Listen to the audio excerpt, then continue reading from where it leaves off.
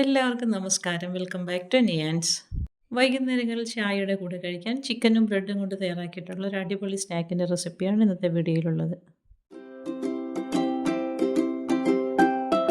ഈ സ്നാക്ക് തയ്യാറാക്കുന്നതിന് വേണ്ടി കുറച്ച് ചിക്കൻ വേണം. അപ്പോൾ എല്ലില്ലാത്ത ചിക്കനാണ്. നന്നായിട്ട് കഴുകിയതിന് ശേഷം മിക്സിയുടെ ജാറിലേക്ക് ഇട്ട് കൊടുത്ത് ഇതേപോലെ ഒന്ന് പേസ്റ്റ് ആക്കി എടുക്കാം.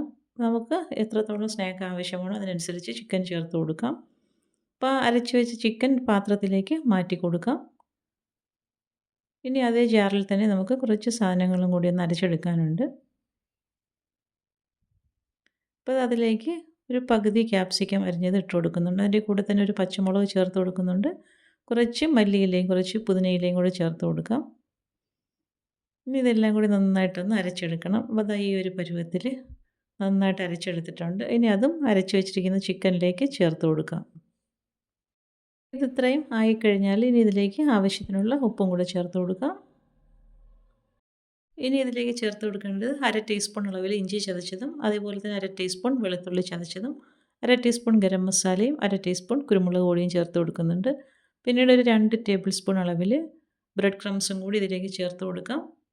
ചേർത്ത് കൊടുത്തതിന് ശേഷം ഇതെല്ലാം കൂടി നല്ലതുപോലെ ഒന്ന് മിക്സ് ചെയ്തെടുക്കണം. സ്നാക്സിൻ്റെ അളവ് കൂടുതൽ വേണമെന്നുണ്ടെങ്കിൽ ഇതിൽ ചേർത്ത് കൊടുത്തിരിക്കുന്ന ചിക്കനും അതേപോലെ എല്ലാ ഇൻഗ്രീഡിയൻസും അതിനനുസരിച്ച് ചേർത്ത് കൊടുക്കണം. അത് ഇതേപോലെ നന്നായിട്ട് സ്പൂൺ ഉപയോഗിച്ചൊന്ന് മിക്സ് ചെയ്തെടുക്കാം. ഇനി ഇതിനെ നമുക്കൊന്ന് ഷേപ്പാക്കി എടുക്കണം. അത് കയ്യിലേക്ക് കുറച്ച് എണ്ണയൊന്ന് തേച്ച് കൊടുത്തതിന് ശേഷം ഇതിനെ ഒന്ന് ഉരുട്ടിയെടുക്കാം. അപ്പോൾ അത് ഇതേപോലെ കൈ കൊണ്ട് ഒന്ന് ഉരുട്ടി കൊടുക്കാം. ഉരുട്ടി കൊടുത്തതിന് ശേഷം ഇത് ഈ ഒരു ഷേപ്പിലാണ് തയ്യാറാക്കിയെടുക്കുന്നത്. നമ്മൾ ഉന്നക്കായൊക്കെ തയ്യാറാക്കുന്ന ആ ഒരു പരുവത്തിൽ ഇതിനെ ഒന്ന് ഉരുട്ടിയതിന് ശേഷം മുകൾ വശവും അടിവശവും ഇങ്ങനെയൊന്ന് പരത്തി കൊടുക്കാം. അപ്പോൾ ഈ ഒരു ഷേപ്പിലാണ് ഈ സ്നാക്ക് തയ്യാറാക്കിയെടുക്കേണ്ടത്. ഇനി ആ ബാക്കിയുള്ള സ്നാക്സ് എല്ലാം ഈ ഒരു രീതിയിൽ ഇതിനെ ഒന്ന് ഷേപ്പാക്കി എടുക്കണം. അപ്പോൾ നമുക്ക് ഈ ഒരു ഷേപ്പ് തന്നെ വേണമെന്ന് നിർബന്ധമില്ല. ഇഷ്ടമുള്ളത് നമുക്ക് ഏത് ഷേപ്പാണോ ഇഷ്ടമുള്ളത് ആ ഒരു രീതിയിൽ ഇതിനെ തയ്യാറാക്കിയെടുക്കാം. അപ്പോൾ ഇനി ഇതെല്ലാം ഈ ഒരു രീതിയിൽ ഇങ്ങനെ ഒന്ന് തയ്യാറാക്കി മാറ്റി വയ്ക്കാം. ഇതിലേക്ക് നമ്മൾ വേറെ മസാലകളൊന്നും ചേർത്ത് കൊടുക്കാത്തതുകൊണ്ട് തന്നെ ഇതൊരു ലൈറ്റ് ഗ്രീൻ ഷെയ്ഡിലാണ് ഈ സ്നാക്ക് തയ്യാറാക്കിയെടുക്കുമ്പോൾ കിട്ടുന്നത്.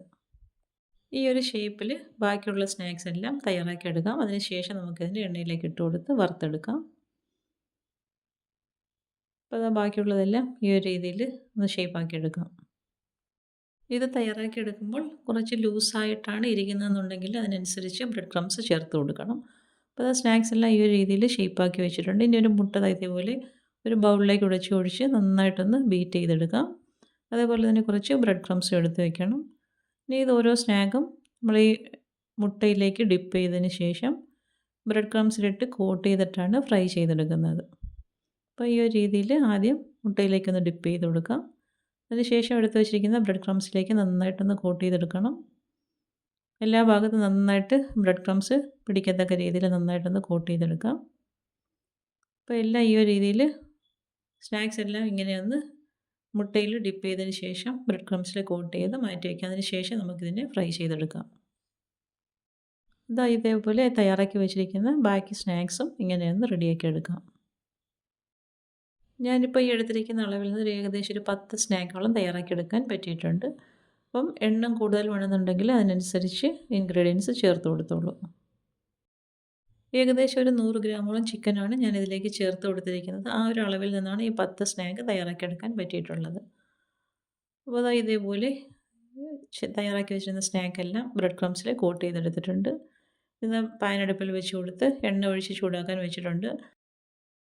എണ്ണ ഒരുപാടങ്ങ് ചൂടാക്കി എടുക്കരുത്. ഇതൊരു മീഡിയം ചൂടാകുന്ന സമയത്ത് നമുക്ക് ഈ സ്നാക്സ് ഓരോന്നും അതിലേക്ക് ഇട്ട് കൊടുക്കാം. ഇട്ട് കൊടുത്ത് തിരിച്ചും മറിച്ചും ഒരു 3-4 തവണ ഇട്ടതിന് ശേഷം നന്നായിട്ടൊന്ന് ബ്രൗൺ കളറായി വരുന്ന സമയത്ത് എണ്ണയിൽ നിന്ന് കോരി മാറ്റാം. ഇപ്പോൾ ഇത് സ്നാക്ക് ഏകദേശം റെഡിയായി വന്നിട്ടുണ്ട്. കളറൊക്കെ ഒന്ന് മാറി ഒരു ബ്രൗൺ കളറായി വന്നിട്ടുണ്ട്. ഈ ഒരു സമയമാകുമ്പോഴേക്കും എണ്ണയിൽ നിന്ന് കോരി മാറ്റാം. പുറമേ നല്ല ക്രിസ്പി ആയിട്ടിരിക്കുന്ന നല്ല അടിപൊളി ഒരു സ്നാക്കാണ്. അപ്പോൾ ഈ ഒരു രീതിയിൽ ഇങ്ങനെയൊന്ന് തയ്യാറാക്കി നോക്കൂ. ക്യാപ്സിക്കവും മല്ലിയിലയും പുതിനയിലയൊക്കെ ചേർത്ത് തയ്യാറാക്കിയിരിക്കുന്നത് കൊണ്ട് തന്നെ ഈ സ്നാക്ക് കഴിക്കാൻ നല്ലൊരു ടേസ്റ്റാണ്. കണ്ടില്ലേ, ഉൾവശം നന്നായിട്ട് സോഫ്റ്റ് ആയിരിക്കുകയാണ്, പുറമേ നല്ല ക്രിസ്പി ആയിട്ടിരിക്കുകയാണ്. അപ്പം ഈ ഒരു രീതിയിൽ സ്നാക്ക് ഇങ്ങനെയൊന്ന് തയ്യാറാക്കി നോക്കൂ. അപ്പോൾ ഇന്നത്തെ വീഡിയോ ഇത്രയേ ഉള്ളൂ. ഇഷ്ടമായ ലൈക്ക് ചെയ്ത് സബ്സ്ക്രൈബ് ചെയ്ത് സപ്പോർട്ട് ചെയ്തേക്കൂ. എന്തെങ്കിലുമൊക്കെ അഭിപ്രായങ്ങളുണ്ടെങ്കിൽ കമൻറ്റ് ചെയ്യൂ. വീണ്ടും അടുത്ത വീഡിയോയിൽ കാണുന്നത് വരെ bye from Niyans. Thanks for watching.